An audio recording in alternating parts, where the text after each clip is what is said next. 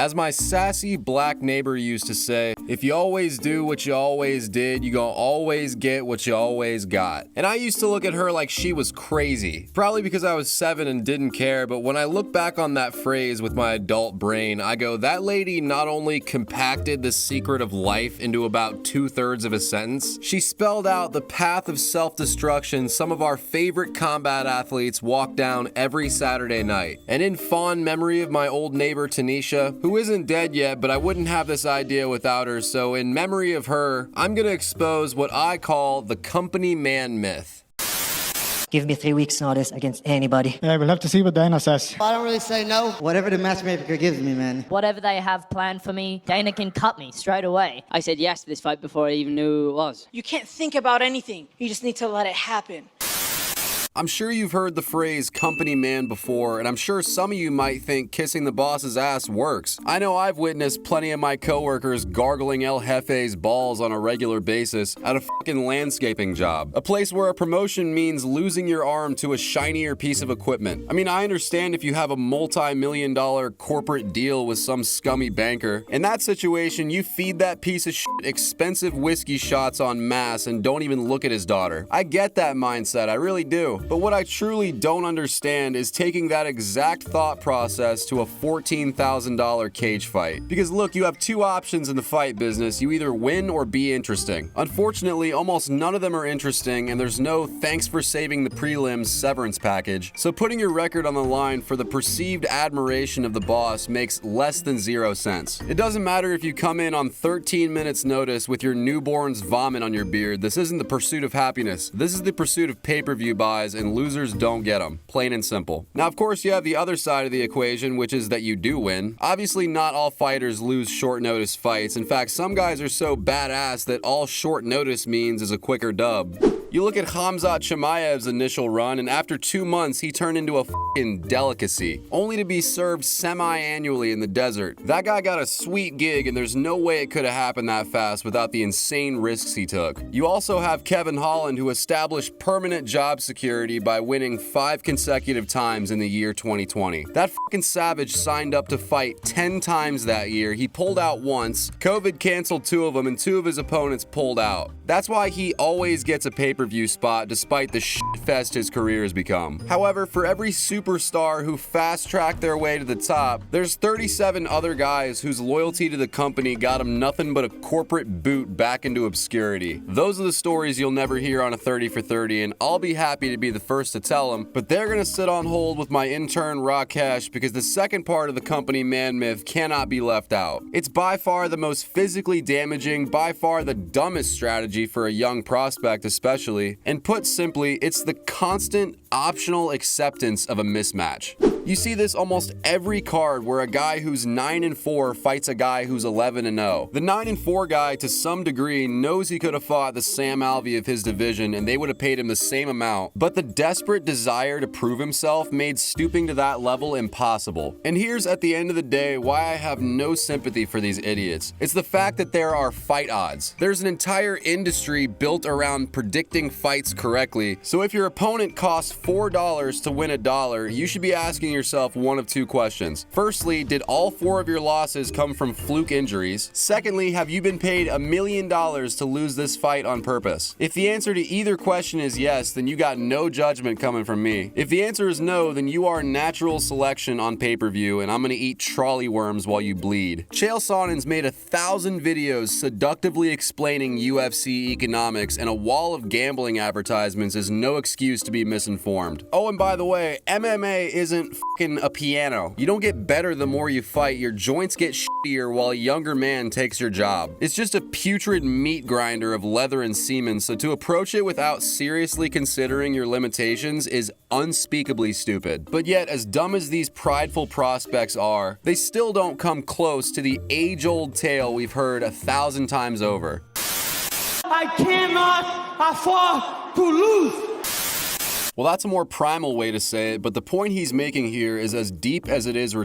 because there really are a lot of fighters who depend on their win money. Sometimes even the winner is brought to tears because their performance bonus allows them to live life for 4 seconds. And though the misogynistic side of me wonders if she just blew all the money on dildos and hairspray, the soft, buttery side of me wishes it didn't have to be this way. I wish I lived in a world where promotions paid 40 grand to the lowest guy on the totem pole. I wish fart bubbles would float out of my asshole and pop in a different room. Then I wouldn't have to smell it, but unfortunately we live in a place called reality. And in reality, you can't treat your MMA career like you're supplementing a meth addiction. You can't be fucking panhandling for fights, especially when the competition is worldwide in the year 2025. You got plenty of people who had financial freedom from day one. They can train anywhere they want to, they can put whatever funky chemicals into their buttocks, and you think you're just gonna waltz in with your high school wrestling coach, logos peeling off your shoes? You're a fucking mess, fictional person I'm talking to, but like I said, whether it be a quest for Dana's respect or a guy who's simply too broke to refuse fight offers, I'm gonna take us all on a deep dive into the murky depths of UFC's rock bottom. The untold and forgotten treasure chest of sadness that silently passes by every Saturday night is sitting right there ready to be opened. So get out your handkerchiefs, pour a glass of almond milk, and prepare yourselves for the truly horrific results of the company man myth.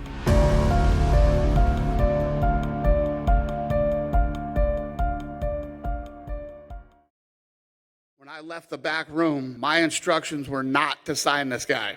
And according to Hunter, Sean and Mick stormed out of the room. I just have a gut feeling that this kid has something special. This is a clip from week 7 of the 2021 Dana White's Contender Series. And the circumstances behind Dana's comments show that somewhere deep down, under the gambling and Illuminati membership, the old coot's still got a heart. Undefeated Jake Hadley was scheduled to fight Clayton Rodriguez on week 4 of the same show. It couldn't happen, unfortunately, because Clayton pulled out, but like a true company man, Jake Hadley took on an equally dangerous opponent 3 weeks later. There was little time to prepare for such an abrupt change, and as luck wouldn't have it, Hadley ate one too many broccoli sandwiches during the second weight cut and missed the flyweight limit by a single pound. Now, normally on the Contender Series, a fighter who misses weight might as well throw themselves in a deep fryer. On this occasion, however, Dana decided Hadley's second round submission victory made him too juicy to pass up. So to the chagrin of his own business partners, Dana graciously welcomed Jake Hadley into the Ultimate Fighting family.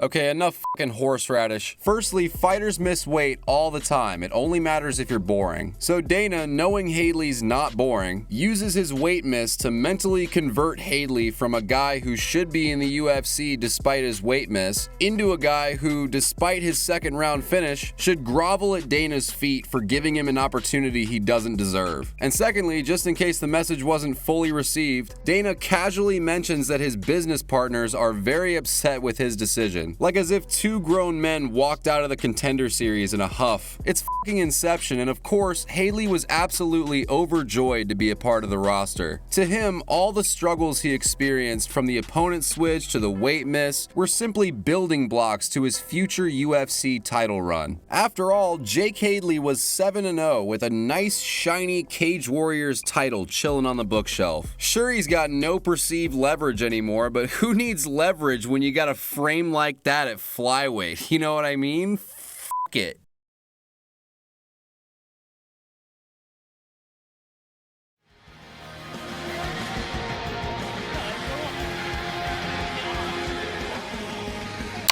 What we see here is a company man who's operating on all cylinders. 2-1 in the UFC with a performance bonus to boot, and Jake Hadley hasn't said no to the matchmakers once. He even accepted Carlos Candelario missing weight by 2.5 pounds, as well as Malcolm Gordon, who missed weight by a whopping 3.5 pounds. Hadley finished both of those douchebags, and this time around, Hadley was initially scheduled to fight Tagir Ulanbekov. However, due to some mysterious, undisclosed Russian Russian circumstances, Ulanbekov pulled out less than a month away from fight day. Thankfully, there just so happened to be another company man floating around who was more than happy to step in on short notice. In fact, Cody Durden came to the weigh-in with all type of unnecessary smoke. He wanted Hadley to know who the real company man was, almost smooched him too. And come fight night, Cody would not only destroy everything Jake Hadley believed, he showed a level of toughness I don't think he even knew he had.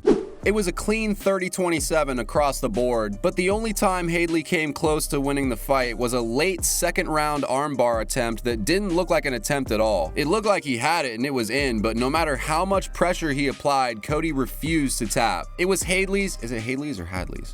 I don't give a f. It was his only moment of hope, and at the end of the beatdown, Cody gave him the old hump daddy special with a middle finger on top. Completely dismissed Hadley's existence from start to finish. Fucking sayonara, stupid. You can see the career questioning expression on Hadley's face while Cody dances around the octagon, and that doesn't look too fun. But I'm sure the fact that he saved the prelims from certain destruction brought him immediate relief. Alright, on to Hadley's next genius decision. His loss to Cody took his UFC record down to an even 500. Not totally unacceptable, but without an extremely calculated approach, journeyman status was right around the corner. So what does he do? Well, he actually takes a year off and schedules a fight with a normal training camp. That's right, he did exactly what he was supposed to do. He picked a reasonable opponent in Charles Johnson. It was like a new beginning for the White Kong. The only problem was his goofy science body started to become a major hassle during weight cuts. This fighter might have the worst weight cut in all of the UFC, and the photo that I'm about to show you is insanely disturbing. This is Jake Hadley, who's fighting this weekend at UFC St. Louis against Charles Johnson, and Charles Johnson is a very popular underdog pick for obvious reasons. Not only is Charles Johnson fighting at home in front of his home crowd in St. Louis, coming off of a win, having all the momentum in the world, also fighting a guy that's on death's door trying to make 125 pounds. Now, Charles Johnson has had his ups and downs in the UFC where he's taken some losses, but in every single fight he's in, he makes them close because his cardio is better than everybody he fights. I believe that's going to be important when he steps in to fight Jake Hadley, because if Jake Hadley's on death's door just a day before fighting Charles, you can't tell me that this guy's cardio and gas tank isn't going to suffer some kind of consequences after this kind of a weight cut. Yeah, this guy pretty much predicted the fight. Hadley started off with a dominant first round, which all three judges scored in his favor. But as the fight went on, Johnson's continuous output ultimately exposed the aforementioned gas tank problem. Hadley simply didn't have the energy to keep up and lost the fight by a unanimous 29-28, dropping his record even farther in the shitter. However, none of that mattered to Hadley. He knew he had so much equity built up with Dana, there was no way he'd cut him. I mean, the title run and stuff, that's over, but to go as far as cutting such a loyal employee, not a chance. Fighting out of Old Boys, Sandwell, England. Enter the...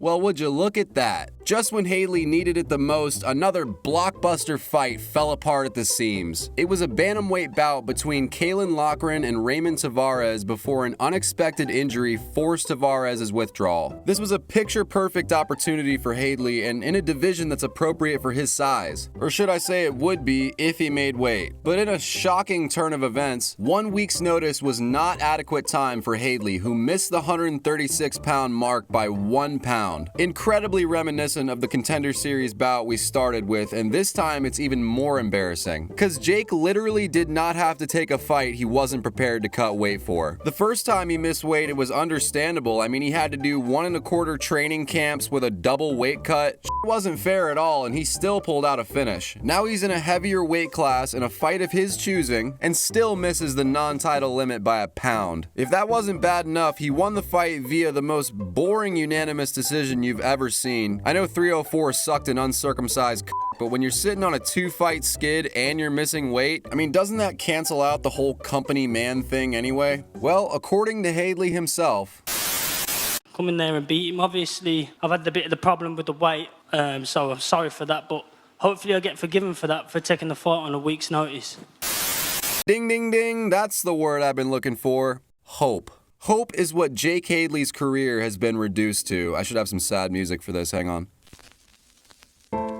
Jake Hadley began his UFC career as an oversized and undefeated prospect. Hungry, thirsty, horny, anything a man could be for UFC greatness, he was. 3 years later, Hadley finds himself lying awake at night thinking about his cadaver of a title run, knowing he can't bring it back to life, but still clinging to that ever-dimming glimmer of hope. A hope that despite being a complete flop who makes stupid decisions, Master Dana may still consider his company man status and spare his life.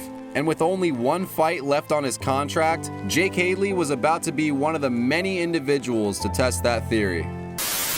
Jake Hadley's UFC journey has come to an unexpected halt following his upset loss at UFC Fight Night 245, and the 28-year-old fighter has taken to social media to voice his frustrations, feeling that his loyalty and willingness to take short-notice fights had not been rewarded.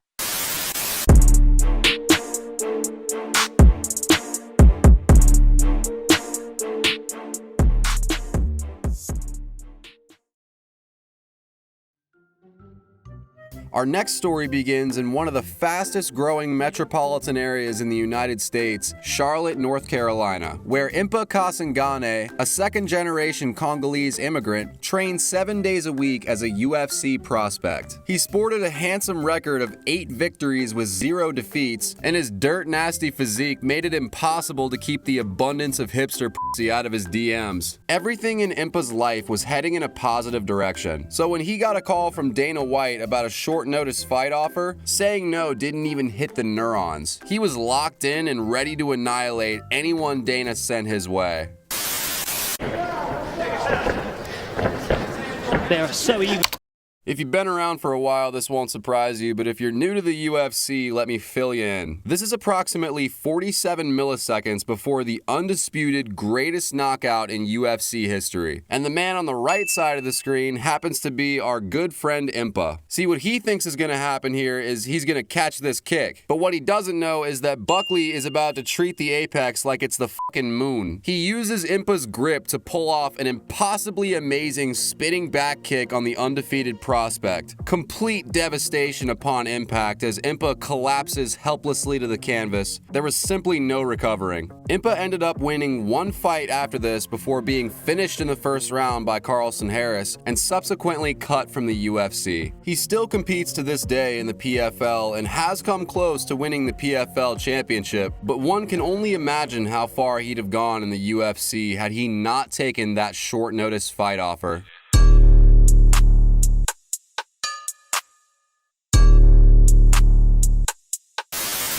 Just for a second, let's all let go of our compassion, let's drop our morals, just for one little second. Instead, pretend that you're the head of the largest fighting organization on the planet. You're the Michael Vick for humans, essentially. And instead of having one breed of pit bull to choose from, you have a nearly infinite pool of options on an international marketplace. And let's just say some of those places were so impoverished that the 14 cents you're offering them to fight guarantees at least 3 good months of nutrition for their children. Wouldn't you treat them expendably? I certainly would, but when you've got an explosive young talent like Llontop, cutting him made absolutely no sense.